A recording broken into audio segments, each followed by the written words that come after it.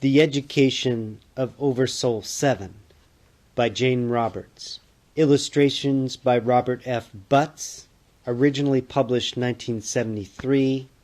Read by Martin John. This is the beginning. OverSoul 7 is Maha, a beautiful young black woman who lived in 35,000 BC. She and her mate were primarily concerned with warmth and survival until an inexplicable knowledge led her to a door in a mountainside and the land of the speakers. Joseph, a 17th century painter and layabout, was locked in a windowless room and threatened with starvation by his irate patron, and then he met an old man in his dreams. Lydia, an aging 20th century poetess. She discovered that her poetry had really originated in an ancient civilization and would re-emerge in a future time. Proteus, who lived in the flying city of AD 2300 and longed for the earth he had never seen. After months of secret planning, he finally descended through the clouds and arrived at a system of tunnels and passageways that led to a ruin not recorded in the history books, the dig of the tellers. Dedicated to the speakers in all times and to those who recognize the Sumari songs. This book is written in the time of Lydia, translated into vernacular English circa AD 1970s. Chapter 1. OverSoul 7's Examination and Joseph's Dream. OverSoul 7 grimaced at Cyprus and began the examination. "Let's see," he said. "In Earth terms, using an analogy, I'm a man on Wednesday and Friday, a woman on Sunday and Thursday, and I have the rest of the time off for independent study. Actually, because of their time concepts, this is somewhat more complicated," he said.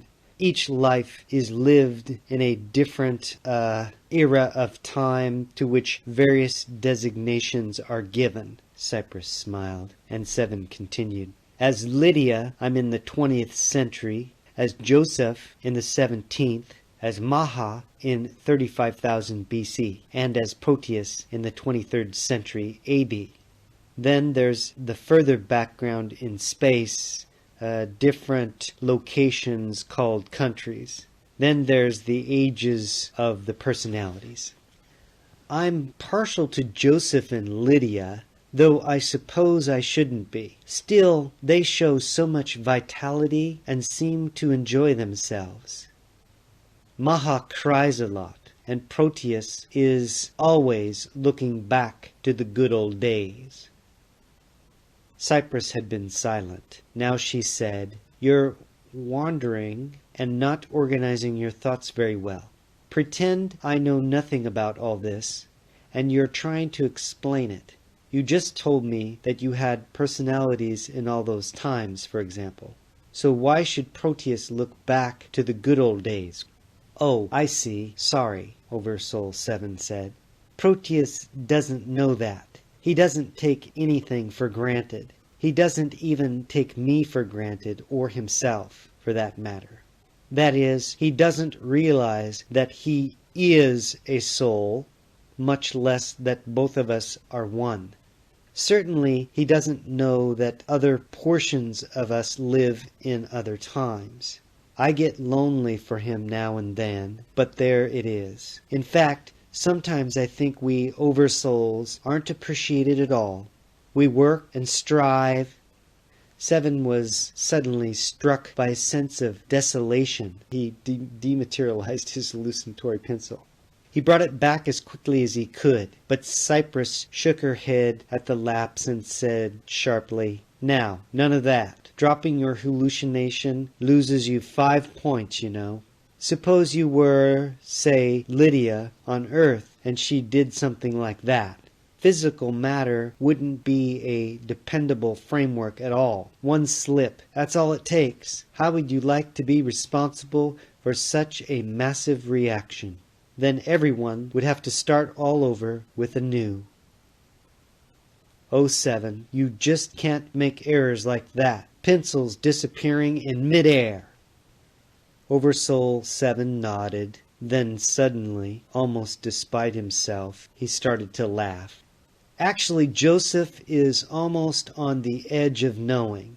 Once he forgot to materialize one of his painting brushes. He was in the throes of creativity, and bongo, the brush was just gone. Joseph almost went out of his mind. Seven's eyes glowed with parent-like pride. Cypress said sharply, "None of your personalities are ready to understand that mind forms matter, and you know it. I hope you remedied the situation." "I hallucinated the brush back at once," OverSoul 7 said. "But tell me, don't you find the affair even a little bit funny?" "Not at all," Cypress said, concealing a smile. "But now let's get back to your examination." "Gladly," OverSoul 7 said. "But when I reach your position, I hope I retain my sense of humor." Cypress laughed. She laughed so hard that Seven got uncomfortable. Finally she said, "Your sense of humor includes only a small part of my sense of humor. There's so much you don't see.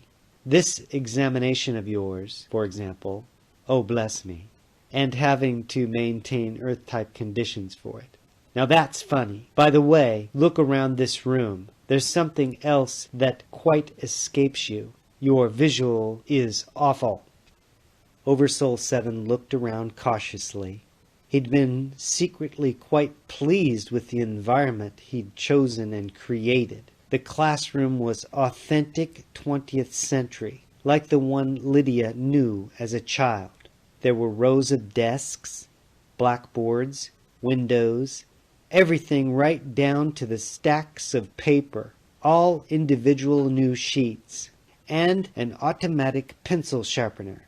Then he blushed, all over his nice new cheeks and right up to the roots of the thick brown hair that sprung up from his forehead. "Nice effect," Cypress said, watching. "I meant to congratulate you on your form. Very good 14-year-old male type, Caucasian, I believe. But for the other, I found it, the error, there." The waste paper basket had been in the corner, complete with girth and thickness, exactly 2 feet high and as many around. But he'd forgotten to materialize it visually. Now he made it red and, with a flourish, added scallops around the upper edge.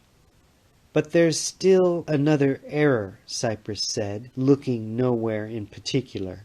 Just at that moment a young man wearing a toga appeared.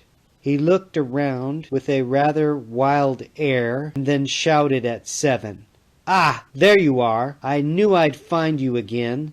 Just the same, all this has to stop." He looked half mad and yelled in tones of deepest outrage.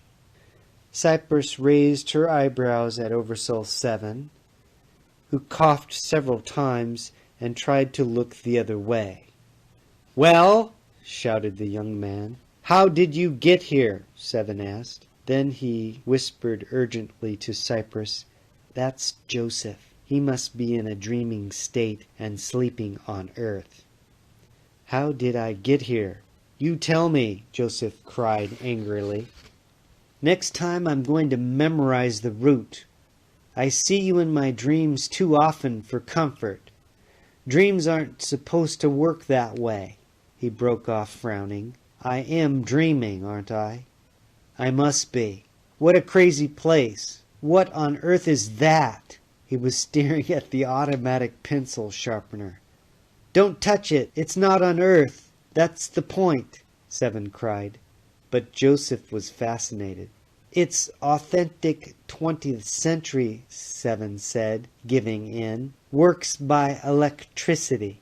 Cypress moaned. "I believe that Joseph is your 17th century personality," she said. "Electricity isn't utilized there." OverSoul 7 blushed and dematerialized the pencil sharpener. "Just forget you saw it. Forget the whole thing," he said to Joseph. Where did it go? Joseph stood staring. Listen, you aren't supposed to be here. Not here, of all places. I get demerits for this, OverSoul 7 said. Go home. Go back to your body where you belong. What do you mean, go back to my body? Joseph demanded. He rose to his full stature and adjusted his toga with a dramatic gesture. This is my dream, and nobody is going to put me out of it. Why are you wearing a toga? Cypress asked gently. Why are you wearing a toga? Cypress asked gently. Joseph looked down at himself with some amazement. I don't know. I didn't realize that I had one on. I like to paint models in togas, though. You can do so much with the folds. He broke off, angry again. You aren't answering my question at all. What's happening? How is it that I meet you in my dreams? He paused and shook his head. You look like a boy now, but most of the time you look like an old man. You can't fool me, though. You're the same one. I've told you before, but you never remember, Seven said. I'm something like your mother and something like your father, but neither. We're closer than sister and brother, mother and daughter, or father and son. That's all I can tell you now. You have to learn some things for yourself.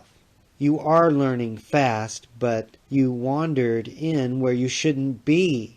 I know you had a reason, though. You never look for me unless you're in trouble. Seven caught the rebuke in his own voice and added quickly, That's all right, I understand. But what's bothering you? He looked around to see if Cypress approved of the way he was handling the situation. But Cypress had sympathetically dematerialized. Joseph never noticed. He said mournfully, I'm 24 and I don't have any discipline. I can't keep myself at my easel 2 hours at a time. Yet painting is what I want to do more than anything else in the world. If I don't learn some discipline, I'm afraid I'll lose what talent I have, and God knows how much that is to begin with. On top of that, I haven't felt any real inspiration for a year. Seven shook his head. Before his eyes, Joseph was turning into a big, unhappy bear. His dark mustache transformed into fur, his eyes belligerent and sad at the same time, his toga changing into a blanket. Joseph looked down at himself hysterically. I'm a circus bear! Something for people to laugh at. Oh, what a dream!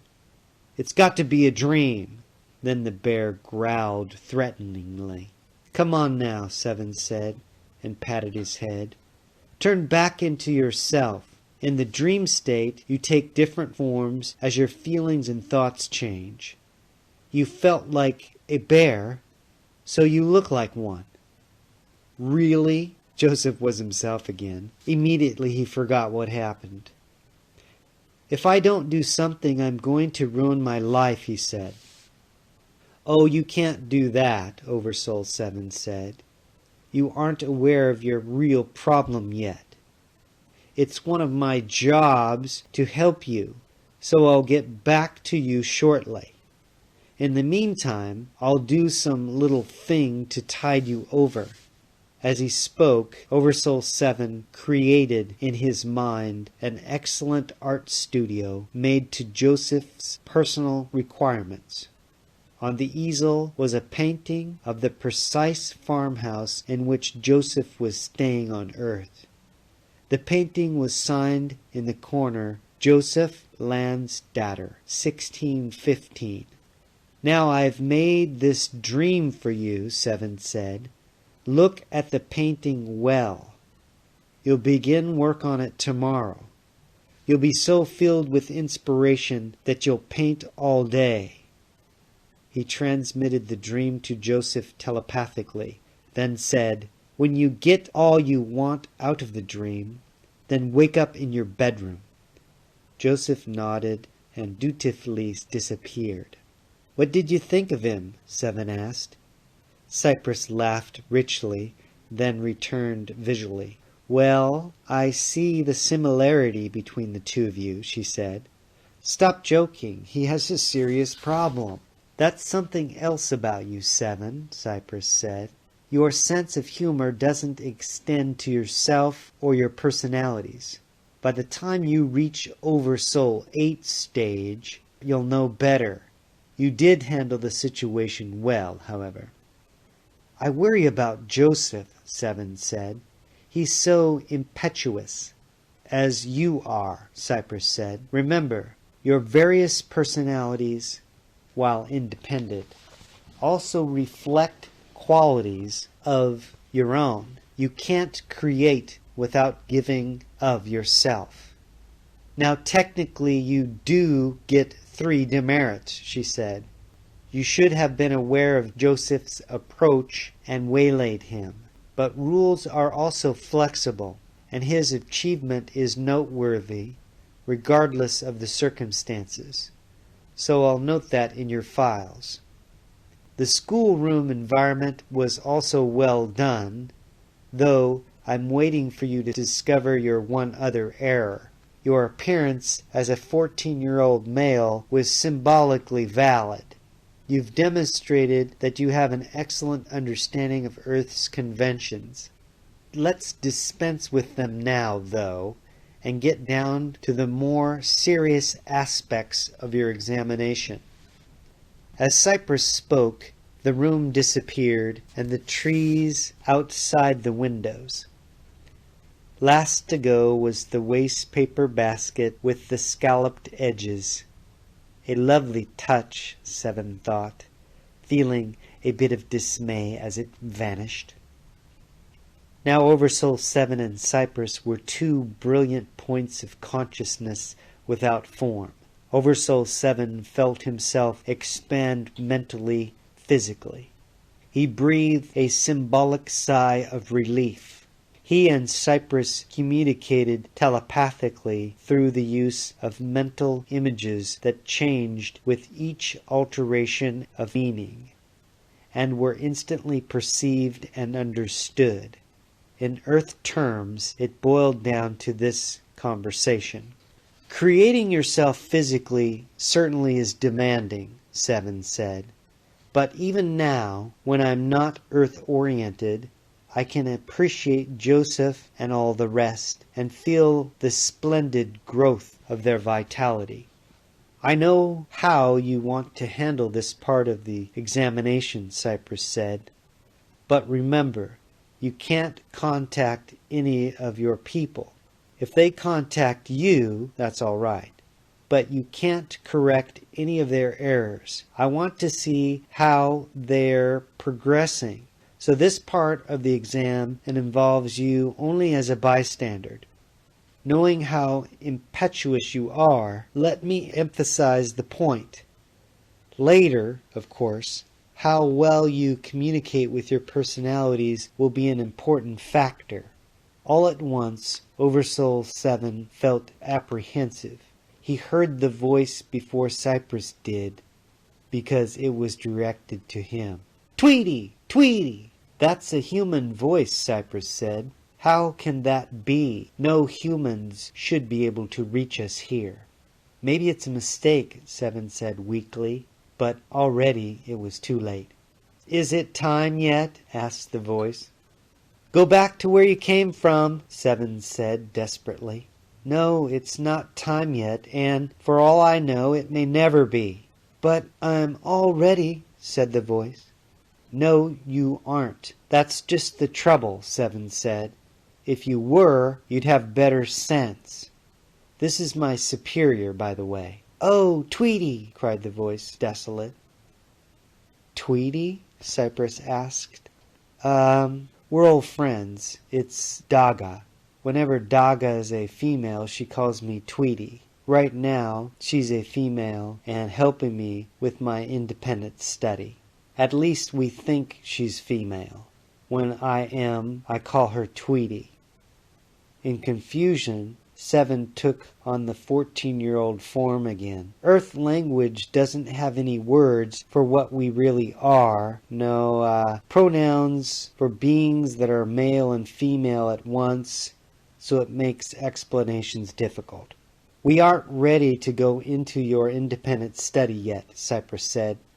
But I must admit that I am curious. And I must note that you seem to have some difficulty in keeping track of your various projects.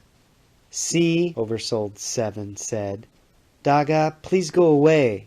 If you insist, the voice said. But I've got my birth date planned and... Cypress pretended not to hear. She said, I presume that you'll have a good explanation for this later on. Now, if you don't mind, let's get down to the scheduled phases of your examination. OverSoul 7 tried not to be nervous. All right, he said. Let's look in on Lydia. I certainly hope that she's having a good day. First, there's a few things I'd like to explain about her. Sorry, from now on I must see for myself, Cypress said. 7 sighed. He thought of Lydia, lovingly brought her image into his awareness until it filled him, taking precedence over all the other memories of his many selves. Together he and Cypress blinked off and on, rode piggyback on a million molecules, and emerged. End chapter 1. Peace, light, and love. Aloha.